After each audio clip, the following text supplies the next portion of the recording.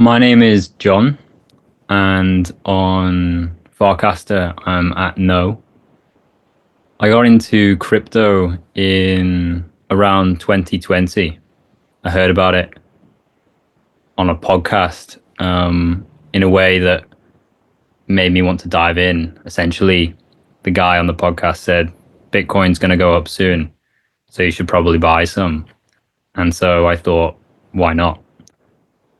I bought some and then I watched the price go up and decided I better learn more about this. At the time, I was at medical school and I was also working on a climate change project. And so I kind of used that as an excuse to go relatively deep compared to what my expertise were in up to that point and learn more about crypto in general. Because I thought maybe there was a chance that a parallel financial system might be a good way to transition from traditional energy economies. I don't know if that'll happen. At that point, I just had an account on Coinbase, but at a certain point, I kind of got into more, through that research, I got into more, I think they were calling it fourth industrial revolution type tokens. They were kind of dystopian, to be honest.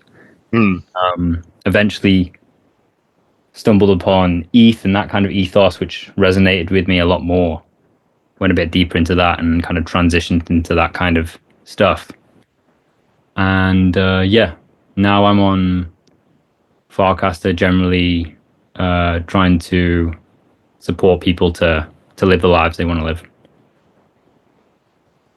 Nice. Well, appreciate you sharing that. Are you still doing any of like the medical stuff or climate stuff, or mostly have moved on from that? You know, it's 5 years later now since I think that point in your life when you had discovered crypto in the first place. Yeah, so at medical school, I was kind of went into that because I was interested in the connection between mind and body, and also kind of wanted to do something with my life that would kind of help people. So those themes have kind of continued into what I do now. I'm trained as a mindfulness meditation teacher. I've done 2 trainings over just over 2 years, and the climate change stuff would have been kind of the second year maybe after I really started getting anxious about the future, which was the kind of starting point of my meditation career. Mm.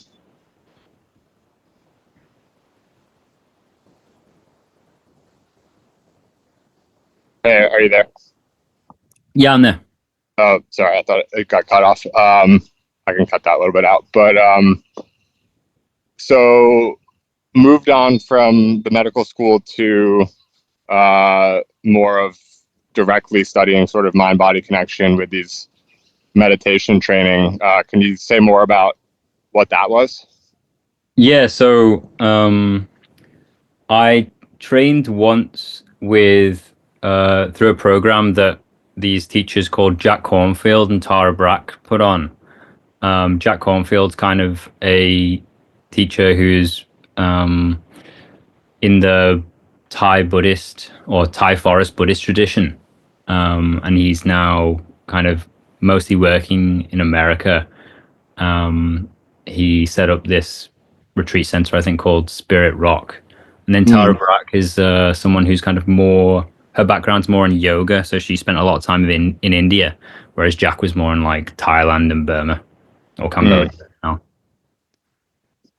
Yeah, I've heard of Jack Cornfield, I think through Tim Ferriss. Oh yeah. I don't know if he's had him on the podcast or something, but the name rings a bell. I probably listened to a podcast with him I don't know, several years ago or something. But what does like the training itself actually entail? Like you mentioned, I think a couple of years was sort of the duration of it. Was it, is that doing that on the side of doing other stuff and it's something like a hobby?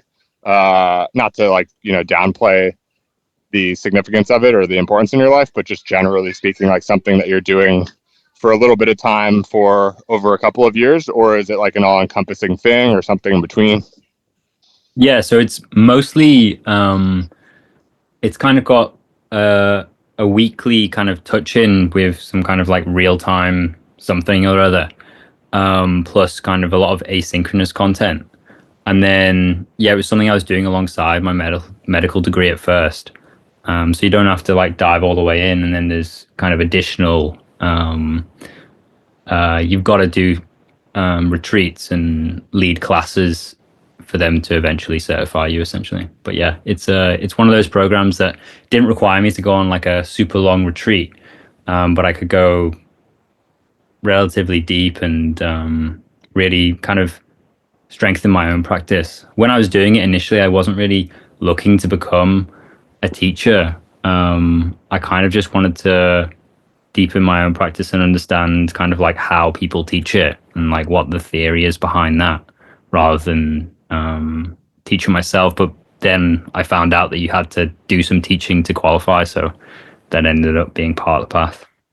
Interesting. And what was your, well, like, what was the history of your practice up to that point when you began this? Like you mentioned, you know, the motivation being to deepen your own practice. What was the history of that? Like, had you been meditating since you were a kid? You picked it up later as you started having this, you know, fear about the future. What was like sort of the history of getting into meditation and the like in the first place?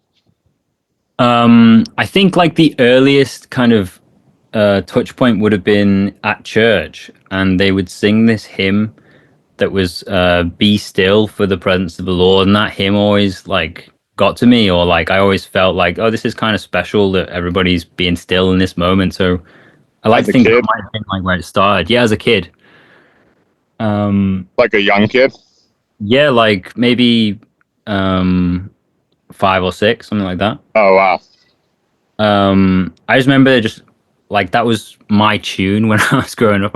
Not like I listened to it in other times, but when that came on in church or when people started to sing it in church, I was like, yeah, this is the ones I like. Uh, Nice. and then And is maybe that, yeah, go ahead, go ahead. yeah, so later on, essentially, I just started learning about meditation or hearing about it through Joe Rogan, like in 2012 or something, or Duncan Trussell. Like they talk about psychedelics and meditation on the podcast. Maybe it was even when Brian Redban was on there. And eventually, when I got to university, I started feeling really anxious because I was kind of like in a new city with lots of new people who didn't really have the same kind of I was basically in a dropped into a new culture, trying to learn a new way of being myself, which I wasn't very good at that time. And so I got really anxious and started using it as kind of like a help me with the stress. So I'd use it in kind of like emergency situation, just go back to my little room and meditate. And then at a certain point, the anxiety got so bad that I went a lot deeper into the meditation practice, wanting to learn a lot more, so that it could kind of maintain some stability through all kinds of situations, essentially. Was it helping immediately, or like you mentioned, you know, the anxiety got so bad, you went deeper, the anxiety was getting worse at first, even as you were meditating, or it just sort of hit a boiling point and then you started meditating and things started to improve, maybe not linearly, but generally from that point forward? Yeah, it's an interesting question. I think at the beginning, I think maybe it was more of like I was doing nervous system calming, so just deeper breaths was kind of like helping me to kind of level out. But then I also think maybe looking back, it was increasing my capacity to feel intense things. And because I was kind of questioning what I wanted to do with my life, because I wasn't fully envisioning being a doctor as being a happy life for myself. I was doing a lot of reading, and that's when I started to come into contact with like more dystopian kind of future predictions and stuff. I wasn't feeling too good about the future of the world at that point. So when those things started piling up on top of kind of just normal day to day stresses, then it's kind of got to a more of a breaking point for me. You used like the past tense in saying, you know, the future wasn't looking so bright for you back then.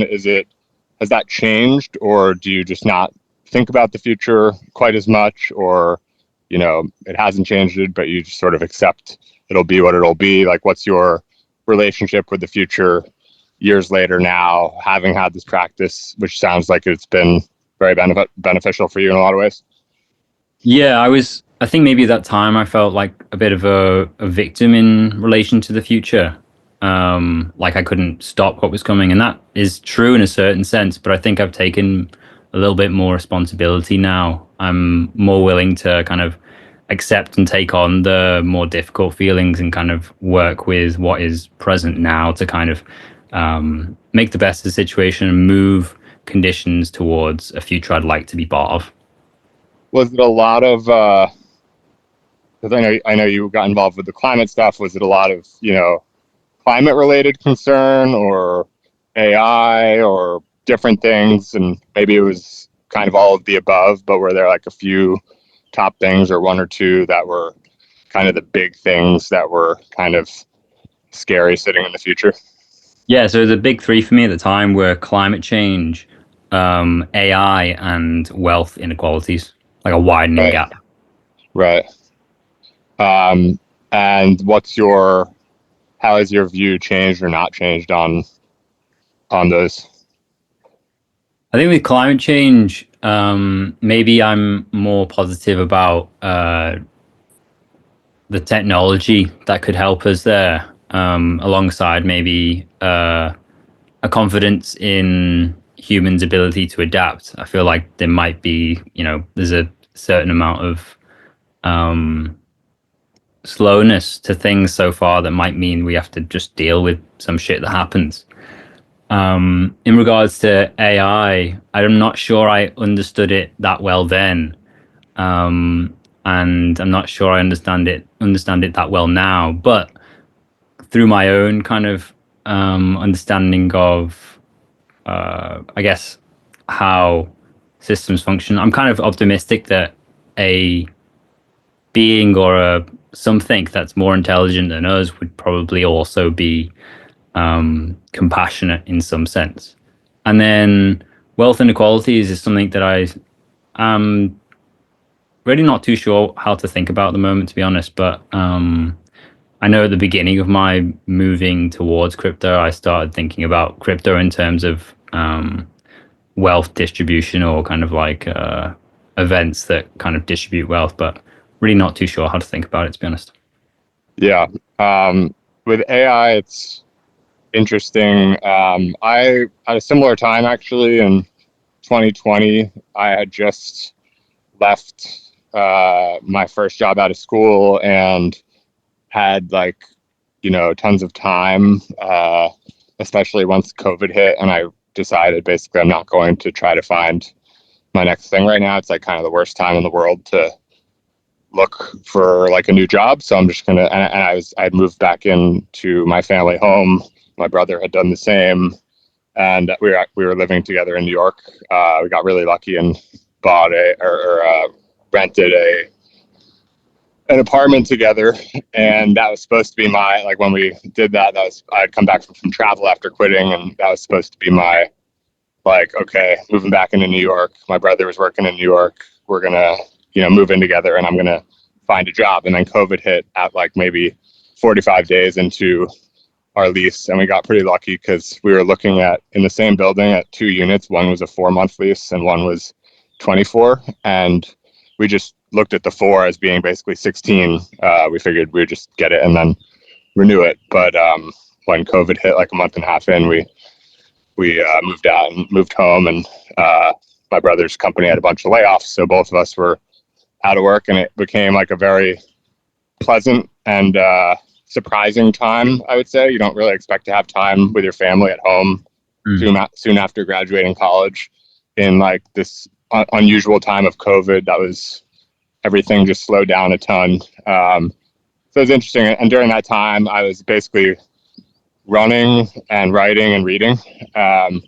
And with the reading, and the writing to some extent, particularly, I was like sort of going down a few different rabbit holes that I had sort of had in my peripherals, but just didn't really have the time or didn't make the time to, you know, get into it all while I was working. And that was basically crypto and longevity and climate change. And I don't know, like I went, I got pretty into the climate stuff for really just a few months or so, and just sort of came out with the, sort of perspective that this is a lot more, there's a lot less black and white than I had sort of understood it to be. And there's a lot of questions here that I don't really know the answer to after learning more. Like the more you learn, the less I knew in a way. Because if you don't dig into it, you just, the headline is climate change is really bad and coming fast, and we're either all screwed if we don't fix it quickly, or we've already actually passed the point where we're all screwed and there's nothing you can do about it. Neither of which is a very pleasant, perspective. Yeah. And so after sort of getting to that conclusion of like, hey, there's a lot of actually like sort of pretty reasonable seeming people on a bunch of different sides of this thing. And because I don't know, I'm probably just better off not choosing the perspective that everything is screwed. Because like, if I don't know, then, and it didn't seem to me that I could know either. Which is different, because if you can know, then you're just sort of like choosing ignorance. But I was like, I don't think I can really know here. I can keep going further and further and deeper and learning more and more. I'm probably convincing myself to get conviction in some certain perspective. But in general, I was like, I don't really know. This is a very long-term thing. We're talking about like the changing of the climate of the Earth. So I'm just going to kind of put this one on the back burner for now. It seemed more political in a way than anything else. Not to say that I really agree with either side necessarily, certainly not completely. And so anyway, I sort of put that to bed. But then crypto obviously took a lot of my interest and has only continued since. And then lastly, longevity was super interesting. This was, like I said, 2020. So it really like the core thing that was interesting to me wasn't so much like put your blue light goggle or, blue light glasses on at night or whatever, and like do the sauna and stuff. Well, it's interesting. I respect that stuff. It's fine.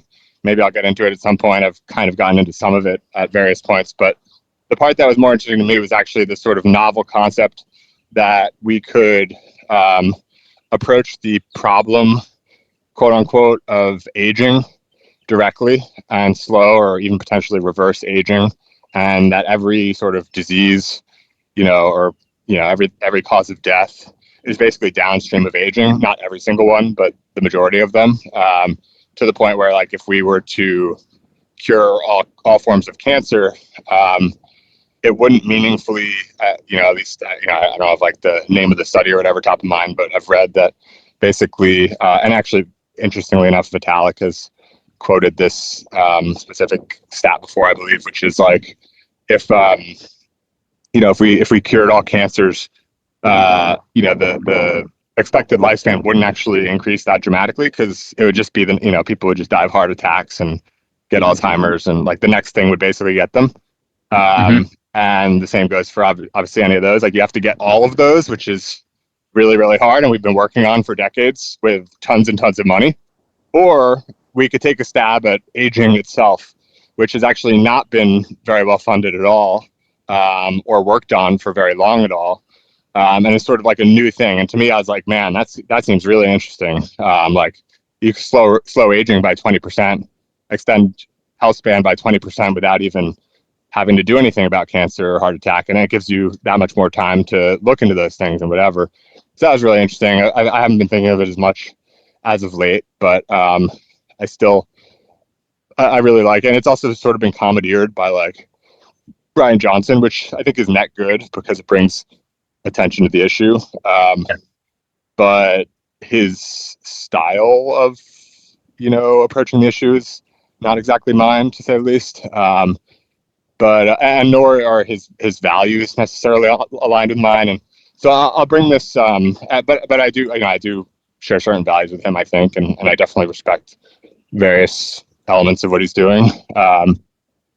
And like I said, I think it's not good. And I will finally bring this full circle. I know it's a bunch of tangents and sort of long-winded, but I can actually sort of do this with Brian Johnson, which is basically um, the thing that I didn't spend any time really looking at back then or getting into. And really, I've gotten into it as much as the next guy, but it hasn't been extraordinarily interesting to me is AI. And I think part of the reason is I just don't really, it's really cool. Like it's, lets you do all these cool things. I'm doing them just like everyone else or whatever. ChatGPT is like seemingly a miracle, and all these tools for design and code and whatever. But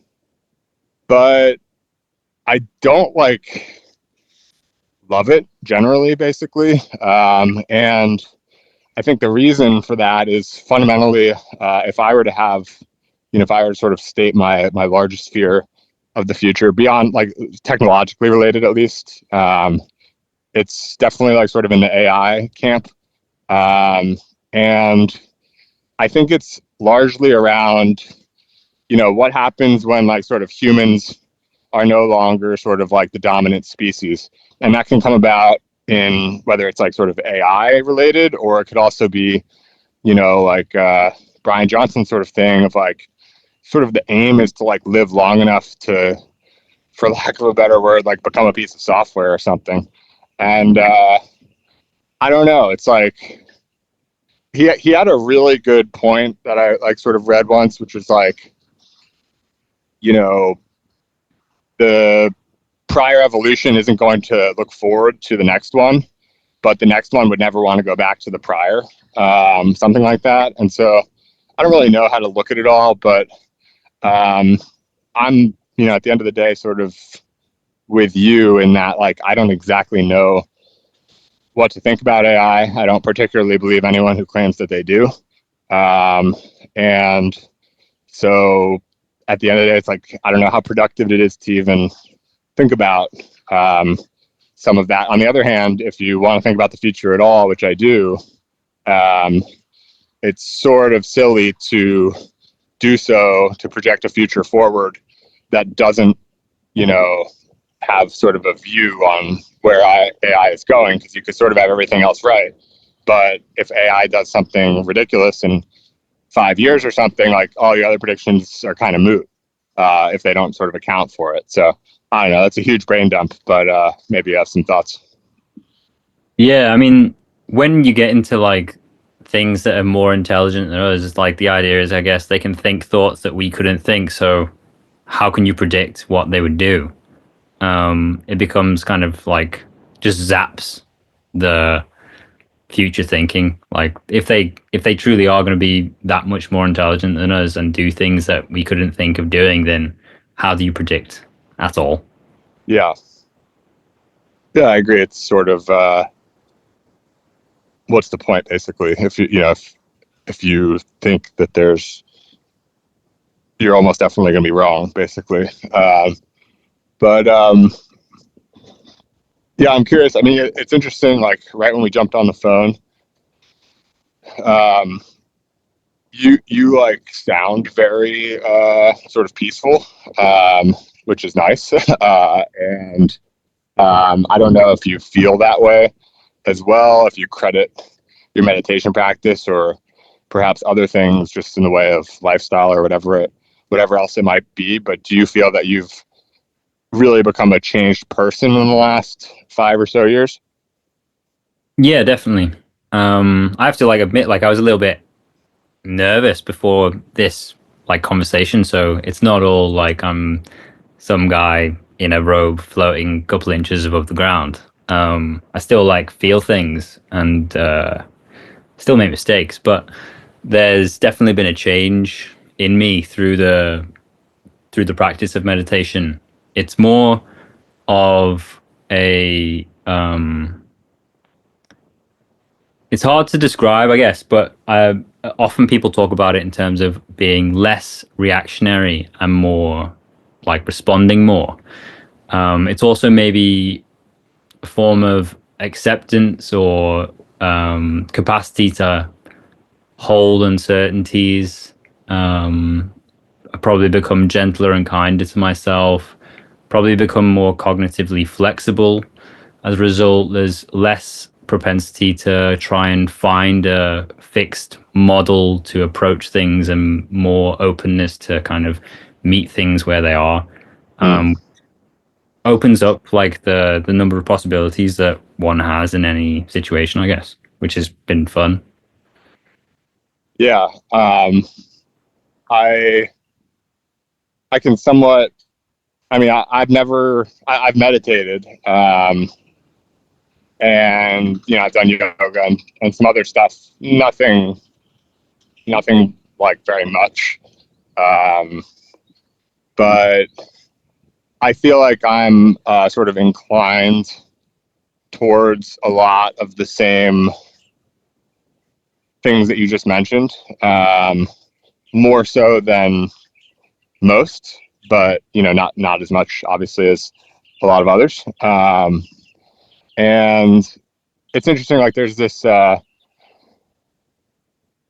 to think how to introduce this, but basically, there's this idea that I have that there are people who can like meditate for like 20 years. I'm just picking like an arbitrary, meditate for a long time, spend their whole life sort of like working on, quote unquote mindfulness and whatever else it might be. And over that time, they get better and better at, you know, not living in their head, not having as many fears and whatnot. Just all of sort of the, I can't list them as well, but like being more present in the moment, all of these sorts of, you know, pretty objectively seemingly good things that come out of, uh, these sorts of things like meditation and whatnot. And then you have, and they can get there. But it's always, there's always sort of like more work to be done, better. You can always sort of improve and whatnot. And then there's people like, I hesitate to use the example because people, react all sorts of ways or whatever. It's just a stigmatizing thing or whatever. But Trump is like, I look at someone like Trump and I'm like, he doesn't need to like learn to be present. Like he doesn't give a shit. Like he's gonna say what's on his mind. He's not gonna worry about what will so and so think of what I do here. Like he doesn't appear to have a ton of fears. But you try to get him to sit down for meditation, and he's like, no thanks. And maybe not as politely. And so it's just sort of interesting. Like I bring this up because, like I said, I think I lean in the direction of like my mother was quite spiritual or is quite spiritual, and so primarily being, I mean, I had two great parents, but just my dad worked a lot, and so she spent a lot of time with my mom naturally, and her being spiritual, like you can only help that's going to rub off on you quite a bit, and with some of the things that you mentioned, just in terms of like comfort with the unknown, I think you described as like cognitive flexibility, not looking for as much of a this is how you do this thing, so learn it, or you're not going to be able to like do it or figure it out or whatever. Like all those things, I just sort of like lean in those directions. Nice. But yeah, I don't know where I was going with that, but it's just interesting to hear. Yeah, what did you say? Trump is an interesting one. Yeah. Do you see Like, what I'm saying with that kind of? yeah, I see what you're saying. There seems to be a kind of self-assuredness to Trump that you could say is also a kind of or there's a similar kind of affect in people who are like practitioners of things, that they seem to be operating from a place of like stability or ability to to just move through things without getting too caught up in their own heads. I'm not too sure that, one of the things, I guess Trump isn't universally liked. I'm not sure that anybody is, but I don't know. I guess maybe then it becomes more about like externalities. Like, I guess it comes back to like what kind of world do you want to live in? And I'm not sure what kind of world Trump wants to live in. But maybe there are more when you invite more ways of thinking, or you have more cognitive flexibility alongside that self-assuredness. Maybe there's more skillful actions available to you to move through kind of situations to kind of not only better your own life but the lives of others that maybe Trump isn't totally tapped into all the time. I don't know though. Maybe he is. Maybe Trump is some kind of, maybe you could say that if there's some kind of overarching God or something that's writing this all out, Trump's playing some kind of part that leads to an unfolding that is ultimately good. Mhm. You know? How do you, if you don't mind talking about it, and you don't have to, but like, how does religion, you mentioned like church as a kid, just now the possibility that there is like, some larger God or whatever you might call it, pulling the strings. How does that, um, or does that sort of intersect with um, your meditation practice, yoga, things like that? Yeah, I guess it does. I guess like where the thoughts come from is a good way to maybe talk about this. Like in meditation, sitting down, watching my own mind, there's maybe the kind of thinking where I can direct it. And then there's also just the thought of what am I going to have for lunch that pops up after I've been thinking about something seemingly more serious. There's no kind of, there's some lack of control in the unfolding of conscious experience that also seems to have kept me alive so far. So, yeah, I don't really know what to do with it. I'm not sure that I am someone who says that there's definitely a God and everyone should think that. But nor do I think that, the religions that believe in a God are wrong. I think there's something that all the religions are perhaps tapping into that tasks everybody who practices within them to kind of look towards similar kinds of worlds or ways of being. I think a good, you could compare Jesus and the Buddha in a way. They were both people who were spreading a message and living in a way that seemed to help the people around them. Yeah, it's interesting. That's like a simple but fundamental and true way of comparing the two. And I tend to share your view there as well, which is I don't like subscribe to a particular religion, but I have a lot of respect for a lot of religions and religious people, people of faith. Like I like sports, and so you'll watch often like a football game in particular. Like football players seem to be particularly religious, I guess, versus other sports. Maybe not. I don't know, but a lot of times you'll see like a post game interview, and they'll say, all credit to God and things like this. And you can really just like, I mean, maybe not all of them, but some of like a lot of them, you can really see like that they mean it.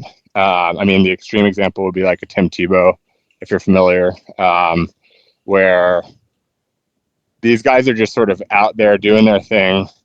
And there's just a tremendous amount of faith that, like, there's also this guy, I'm trying to remember this story. This guy played basketball at Florida University, got paralyzed in like a really bad, just sort of tragic and unfortunate accident. He was like this, stud athlete, and suddenly wheelchair for life. And came out of it all, like I read his book and came out of it all with just like such a positive perspective from basically leaning on his religion. And I just think that's like such a powerful thing where it's like, for me personally, like, I don't think it really matters if you're right or wrong, if there's even any way to say. Sort of going back to what I said earlier on climate change, it's like, I tend to believe that if you can't know something, um, it doesn't hurt to believe like sort of the thing that's going to be more useful or like beneficial or even just pleasant to believe. And so, if you can't know if there is a God or if you're a certain religion, if your exact religion is correct in every way or some ways, or which ways it is and which ways it isn't, like if you have confidence that having faith in it all is good for you, then like it probably will be. Is sort of my view, and I think you can find that in Catholicism or Buddhism or Judaism or anything, or maybe not anything, but a lot of these, a lot of religions and other sort of quasi religions for that matter as well. Um, Yeah. but I don't, Yes. I haven't really developed the spiritual side quite as much. And just to sort of, bring that from more of a conceptual thing to concrete, like what, we talked about sort of early on, like in college, I think, going back to your room and meditating and things, but like, what's your, these days, what are the things that you're actually doing to maintain this practice, or does it not require very much maintenance? Are you, meditating this way for this much time or doing yoga? Are there other components? Is it writing and doing other things?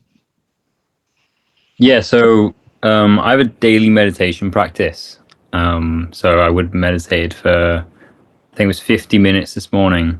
Um, and 50. 50, yeah. Okay. Uh, and just before we got into the call, I did a little extra meditation for like 12 minutes or something. The And meditation that that's, is, sorry to interrupt, but that's 50 every morning roughly. yeah, roughly. I mean, one of the things I think is like, I don't want to make it into something that I don't want to do. Right. So I'm relatively flexible with it. So for instance, I might meditate on the train some days for like 10 minutes. But usually if I'm at home, 45 minutes in the morning on the cushion is kind of like what I aim for.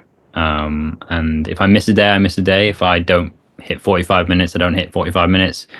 Because I haven't got time. Usually I'll maybe just do 20 or 30 minutes. And if I decide I want to do an hour, some days I'll do an hour. So it's like, whatever works. Yeah, and I don't want to approach this as if I'm like seeking a prescription or trying to like get you to prescribe, myself or anyone listening for like this is the right way to do it. I'm more so just asking from curiosity as to your, what has been, where you've come to personally, what works for you. Not to suggest that it's, you know, but I'm very basically suspect of, this is the way to do it or whatever. And so, and I want you to feel uh, like you're sort of doing that. But I'm curious to get into sort of the nitty gritty of like, are you setting a timer? Is this like you're waking up and you're meditating is the very first thing you do? Like, what are the sort of granular details of the meditation for you? And have they changed over time, like near term, or it's been like this for quite a while? I can give you granular details in terms of like technique. So, but in terms of like when I do it, I try and do it in the morning after I wake up. But that might be before or after breakfast. Um, I'm really quite flexible with it. I think it hasn't always been like that. I used to do like strictly 20 minutes every morning. I've done Right. strictly 1 hour every morning. I've done not meditating for 4 weeks and then meditating for 4 weeks. I went to India recently and Didn't meditate at all, but I was doing a lot of like internal mantra Mm. repetition. It's more so about returning to the present moment. And like one of my teachers called David Nickturn, he has this turn of phrase which is suddenly free from fixed mind. And so it's just kind of remembering to, it's like openness as an authority. Like any direction is possible from here, but it's also an entire acknowledgement and acceptance of kind of the reality of what's here. Because, you know, I can go along believing that I can cross the road and because there's some kind of thing looking after me that I won't get run over, but the reality is that I might get run over. So openness is kind of the practice. And meditation, sitting down every day, is finding a posture which is kind of supportive of returning my attention to the breath over and over again in a kind of relaxed and gentle manner. And do you typically, like I understand the start time is variable and it's very different, but it's maybe somewhat analogous. Like to try to relate it to, you know, my own experience. I'm like when I started fasting, like intermittent fasting, I don't know, 7 years ago or something. And in the beginning it was like, you know, stop eating at 8 p.m. and don't eat until 12, you know, noon the next day. And it was pretty rigid, like, and heavily defined, similar to, you know, 20 minutes every morning or 60 minutes every morning or 4 weeks on, 4 weeks off. And then now, you know, it's been several years. I still intermittent fast basically, but I don't even really think, like, I don't think it doesn't even like, it's not something I think about ever. Yeah. It's just most mornings I don't eat and most nights I don't eat late night. And like, there's no specific time. I'm never looking at the clock. If I'm hungry late night, I'll eat, or even if I'm not hungry. And I just am, you know, it's not like the best thing ever. I don't believe it's good for me, but once in a while, late night, you want to eat, even if you're not hungry, and I'll eat because like it's just, you know, it doesn't, it's fine. But overall, with all of that added up, like I still basically am roughly intermittent fasting, call it, you know, 16 hours a day or whatever, 4 or 5 days a week, maybe six, like on app, probably 5 days a week on average over, you know, years. And it's, I would have a tough time describing to someone, you know, are you setting a timer for when it's time to eat again or whatever? It's like, no, like none of that. It's just how I operate, basically. The difficult part for me is that as I've tried meditating in the past, it's been something that has required intention. I don't find myself naturally responding to something by sort of being prompted to meditate. However, I could imagine that after perhaps practicing a more fixed practice for some period of time with a little bit more structure, a little bit more regularity, perhaps you sort of develop, like, to me, it's hard for me to imagine what you described of like, sometimes I meditate before breakfast, sometimes I meditate after, sometimes I do it for 40 minutes, sometimes I do it for an hour, because I'm like, well, how do you know what to do on a given day? But if it's anything like sort of like the fasting, maybe it requires a bit of structure up front over really, you know, fairly long period of time to then eventually be so accustomed to it that you can basically just flow with it as you've described, in a way that maybe, like, you know, I would have quite a difficult time doing in regards to like meditation. Yeah, I think because I've been meditating, I would say I've probably been meditating regularly for about 8 or 9 years, with kind of maybe months or two, like near the beginning, I would take 1 month or 2 months off occasionally because I thought, oh, I've cracked it and I'm good, and then realize that, oh no, the mind is kind of collecting and accumulating things all the time, and this is a practice Mm. that helps to um navigate. And so yeah, I just kind of like playing. I don't want to. I kind of want to say it's like learning an instrument, where you learn the scales at first, and then eventually you can kind of play. But there is a specificity to how you play an instrument, and in the same way, there's a specificity to the way that meditation practice unfolds. But it is kind of like an art practice. Like your your experience of meditation at the beginning is going to be different to your experience of meditation a week in. Even through one meditation sit, I could get to a peak of really, really wanting to stand up and give up, and then the next 10 minutes after that peak has kind of peaked are kind of more peaceful and relaxed somehow. Even though 10 minutes ago I was like on the burning edge of wanting to stand up. There's and then over time, I guess I've just began to trust the practice more and more. That it's the the things that arise whilst I'm sitting are things that, when allowed to unfold in their own naturality, are kind of ultimately beneficial. Or the practice is ultimately beneficial, or has been the way that I've been practicing it. Are there other things that you do, such as yoga or anything else that's really that even compares to the impact you feel that meditation has had for you over the years, or is meditation really the main sort of piece? I would say books and psychedelics, probably the two things that kind of, I would say, weave into the whole thing.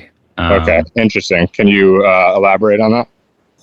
Yeah, so books is like studying. So you read how other people have related to the experience of having a mind that thinks and a body that feels and a life that is full of uncertainties. So there's many people who've studied different spiritual paths or done different spiritual practices that kind of describe things in ways that help me to relate to my own experience.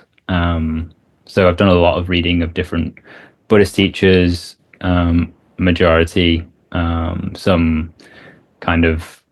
I'm reading Miles Davis's autobiography at the moment, which is Hmm. interesting.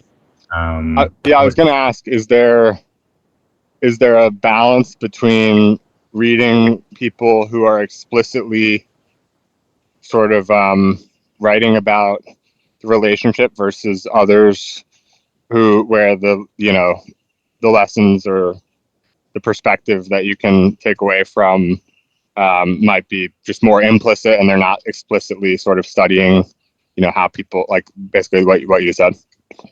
Yeah, yeah. There's a balance. I mean the stuff which is written with the intention of like delivering some kind of wisdom is often more potent. But I think the stuff like Miles Davis's autobiography, there's implicit stuff that maybe is a bit more subtle sometimes, or there's maybe it's even more relatable at times.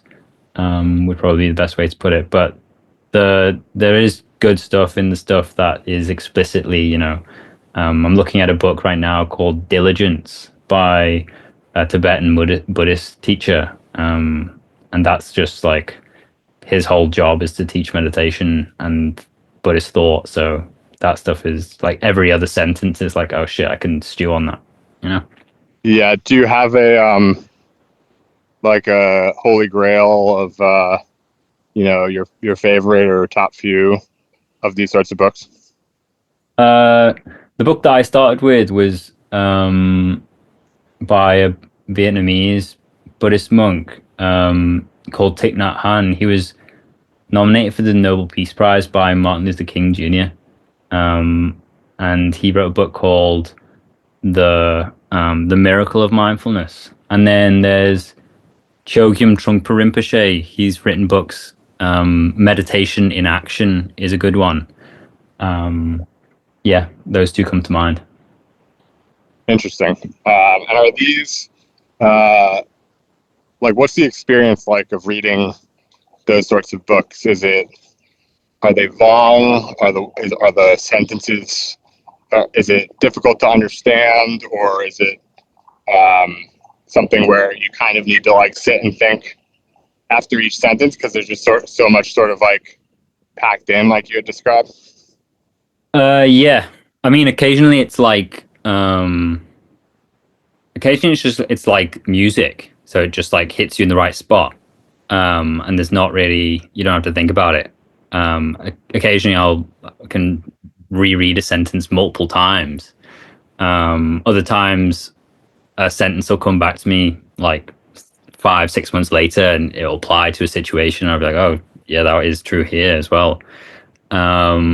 The books these two books I've just mentioned are really quite short, small books.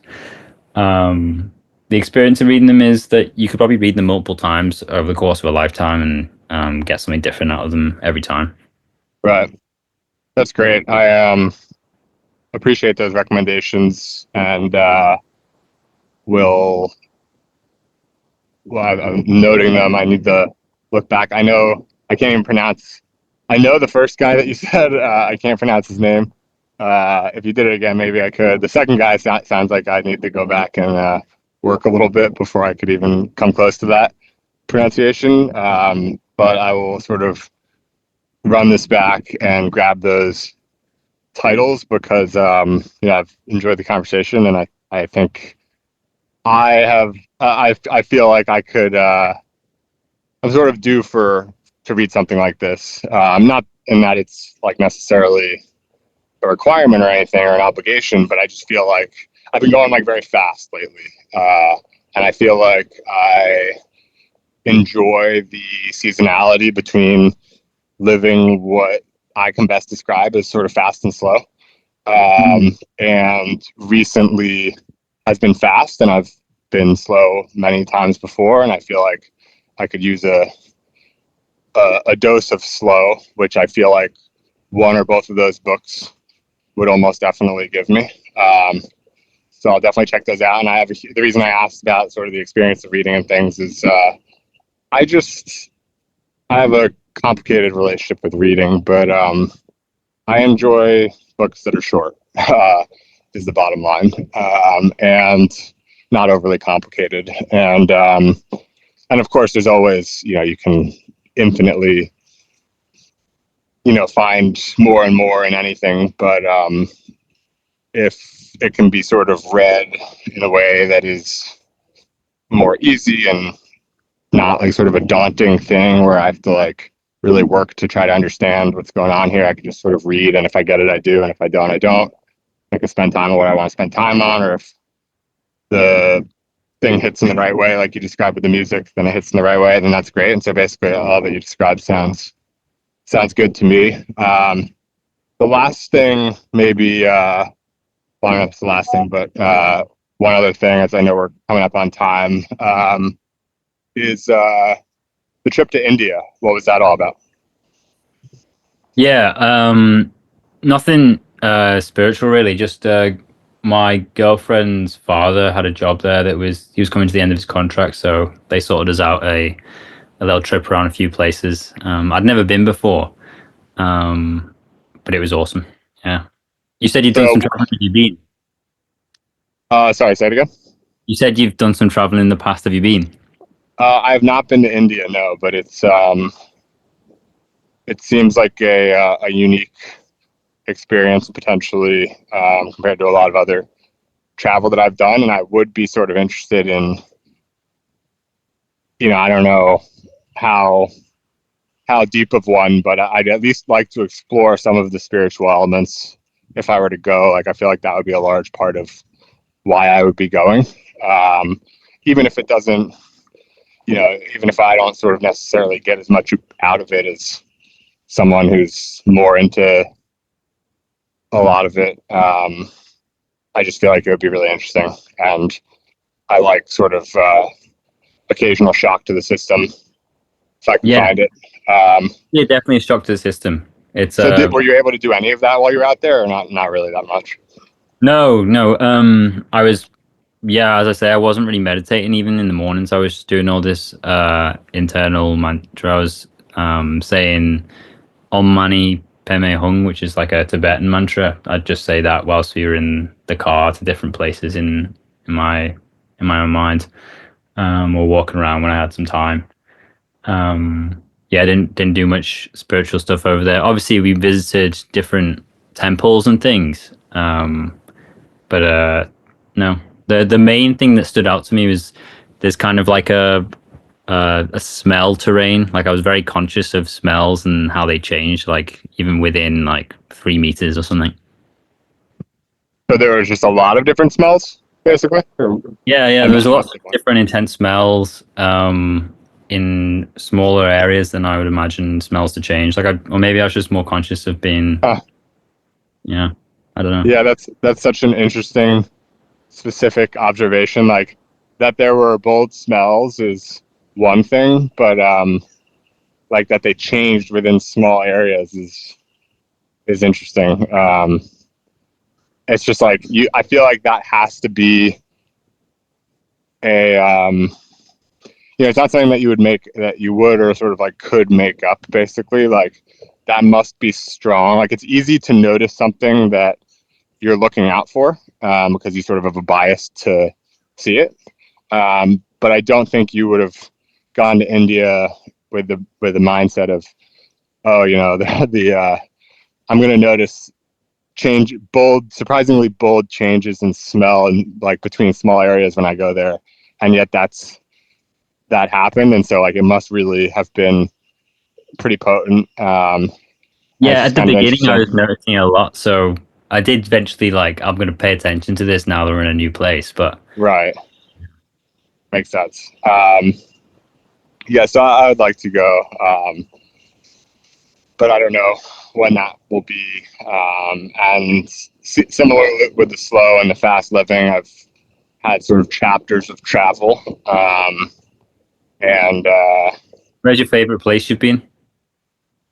First that comes to mind would be Italy. I studied there for 4 months, so I really lived there. So that's really the only place that I've traveled internationally that came to feel like home.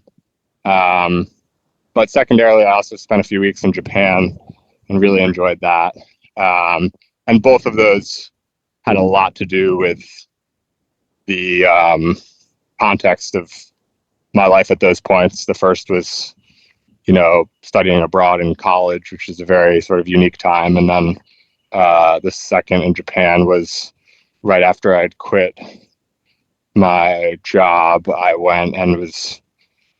spent a week in Italy with my now wife, girlfriend at the time, and then went to Paris on my own for 10 days and then Copenhagen for a few days, and went to Copenhagen so that I could get a flight to Japan to meet my friend who was in the middle of traveling the world. And so we just sort of, um, you know, jumped between hostels in Japan for, I think it was around 3 weeks, and very cool experience. Very, like I said, Japan itself is awesome, but also for me to go from, a number of weeks earlier, waking up and doing the investment banking grind in Manhattan to waking up in a hostel in Japan and living on like $50 a day, totally resetting my cost of living, totally resetting my perspective on like what a day can be or a week or life. Was really cool, and my buddy was fortunately like sort of already in this mode from months of traveling before I met with him, so I was able to sort of just like dive right in. But yeah, both Italy and Japan. I would love to go. Yeah, I'll definitely. I've been back to Italy a bunch since, and Japan I haven't been back, but I would love to. My wife's never been, and yeah, really cool. I love traveling. I think traveling is like this very fundamental sort of thing for humans, where we, for the majority of our species history, have not actually spent like our whole lives in one place. We've, you know, roamed around. And so I don't know. I think there's something to just like the enjoyment of traveling in and of itself. I think like if people didn't have jobs, I think a lot of people would just be like perennially traveling, basically. And obviously, you see this with digital nomads and whatnot, but it's its own flavor. Um, so So yeah, how about you on the travel front? Any favorites that stick out? I think my favorite, I would love to go to Japan. I've never been to Japan. And it's, I think what you would point to there when you said like it changes how you look at a day, like that's kind of my favorite thing about traveling is like changes how I'm approaching things. My favorite places have been probably, I went to Nepal. That was amazing. The Himalayas are insane. And the people are lovely. And I guess I did a lot of hiking in New Zealand, on the South Island. Mm, I'm a bit of a sucker for mountains and sunrises and sunsets, so that was amazing too. awesome. Lastly, we got time for one more, sort of a specific and more of a general question. You mentioned when you started getting into, or not when you started getting into meditation, but when you started the formal training, you weren't thinking of teaching so much, but it's sort of a prerequisite for getting through it, and you ended up, sounds like, enjoying it and doing more of it. So curious to hear about like your experience with teaching in this realm, and then separately, I believe you were doing something with hire related to, like it seemed like you were hosting sessions and teaching, and I believe you're even people were actually getting paid just to join these things, which is really interesting. And you know, it's like seems like what's the catch? But I think you made it work. So maybe you could talk about teaching both in the general and the specific with the hire related, um, thing that you were doing. Yeah, so the higher thing didn't come together in the end, but the the experience of teaching is a little bit like that. Really, the you can only really teach if um, or I've found that I can only really teach if someone wants to enter into that kind of relationship. And I don't even really like the word teacher or teaching. That sounds trite to say. There is a exchange that's happening, but it's basically just being a friend who knows a bit more about how to practice being present. Um, Hmm. there's there's not much more to it than that, really. It's kind of and it's basically like I've made some mistakes, and so when somebody first gets into practice or they're some stage along of practicing, we can talk through kind of what the experience has been and what perhaps might be happening, what perhaps might not be happening, and kind of just I don't really bring answers. I bring more questions than anything else in the work that I do. And the higher thing was supposed to be kind of a long series where I'd be funded to kind of basically pay people to meditate. And there really wasn't a catch to it, except that the people who would fund it would lose money. um, in that there wasn't anything coming back. It would just be people being incentivized to come and take time to learn how to meditate, get paid for it at the same time. So yeah, that didn't work out. But a few people have reached out and said, what is it that you do? Can we chat?" And we've chatted and worked together, and they've experienced some benefit, which is amazing to me.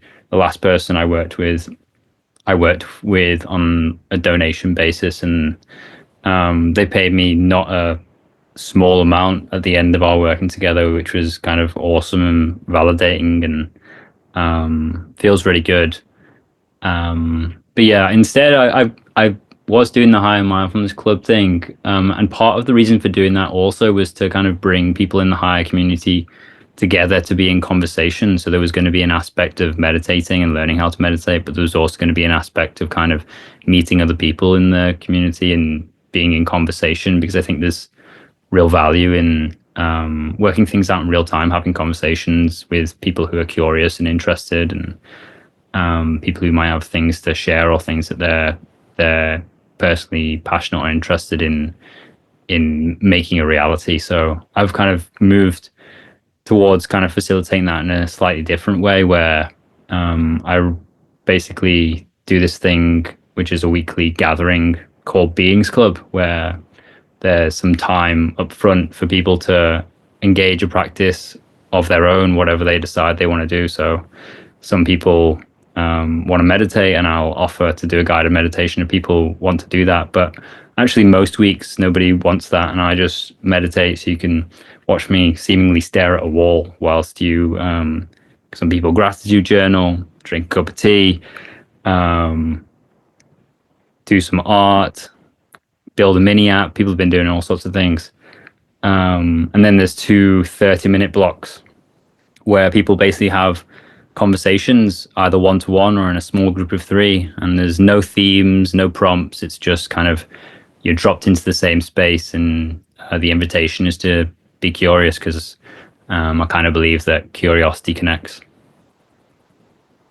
Interesting. And so this is all, that's basically the format for Beings Club. It's sort of free to anyone can do whatever they want. And then it's sort of that time is, interspersed between two 30-minute sessions of Yeah, people so the time in to do what you conversation. want up front.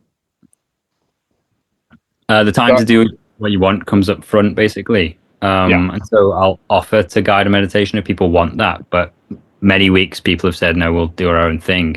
And the idea is that you kind of engage a practice of your own that you want to do. So you kind of carve out some time for yourself and do something intentional. And how long is that beginning part? It's about 25 minutes. Okay, so 25 minutes of that, and then it's the back-to-back, two different, either one-on-one or three-person conversations, or there's gaps more between. No, it's back to back. So yeah, 30 So minutes the and then, whole thing's like, hour and a half, something. yeah. Nice. That's interesting. I feel like, and everyone's gathered on like Zoom or something. Yeah, Zoom. Okay. Yeah, it's interesting. The beginning part, I can understand the conversational pieces because it's basically, as you now know, what I do here is jump on the phone with someone I have the idea is interesting, and I know, coming in, I might, you know varying things about them. I might know very, very little or quite a lot. And regardless, just jump into a conversation and go with the flow. And it generally ends up being enjoyable and interesting and all the above. Yeah, but the beginning part is more foreign to me and just seems interesting in that like everyone can join and do their own thing, from meditating to just chilling with a cup of tea or building a mini app. It's like so many things of such variety, but the fact that everyone just jumps in to do them together, and it's like sort of known like this is the period of time for that, and after that we're going to have some conversations and then we'll call it a day. Seems like a good time. So how can people can people get involved in that? Do you have like open slots, or is it like something that you want to keep relatively small? I do want to keep it relatively small, but we do have open slots. And there's going to be a way for people to try it out for free, see if they want to get involved, basically, because it is a paid membership. So essentially, you'd want to go to the Beings Club channel on Warpcast. So that's Beings Dash Club, or space to be.xyz/open.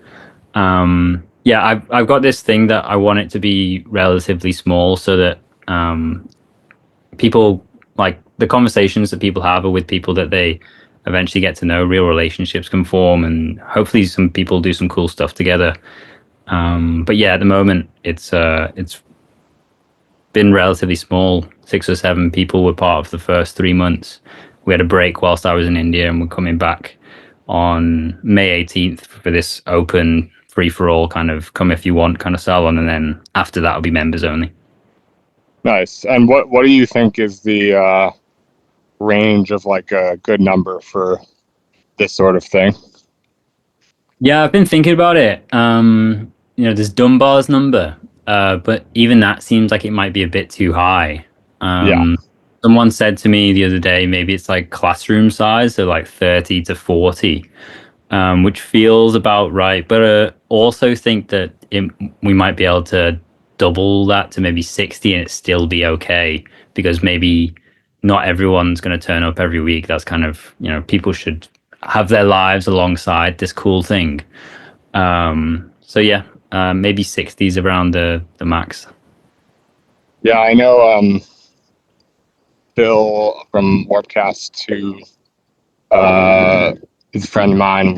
He's talked about like trying to find that ideal size. I think at the time when he was like he put out a survey for it. I think it was for a book club that he was doing at the time. And it's just an interesting question. There's like the right size for all these different things that is variable, like the right size for a group chat, the right size for a book club, the right size for what you're doing, classroom, etc., and then all the way up to Dunbar's number and whatnot. And I don't know the right answer for any of these things, but it's always just sort of interesting to consider because I think the dynamics just change so significantly. Maybe not on the increment between 50 and 51 people, but the difference between 60 and 20, like the whole thing can change potentially. And so finding what the right number is an interesting question, I think. But I mean, you're starting with, 6 or 7, seems clear that it should be able to handle more than that in a way that probably will be additive. Uh, Yeah, I and feel really lucky. I feel lucky yeah, that it's like been so small so far. And it's going to be a slow burn if it continues long into the future because it's an experiment, really. cool. Well, hopefully some, maybe a couple people will listen to this and check that out. I'd be interested in joining for one of the one of the early sort of test runs, just seeing what it's all about. Um, and yeah, I appreciate you taking the time today and enjoyed the conversation. Thank you, Jake. Thank you. All right, have a good one, man. Bye bye. Okay.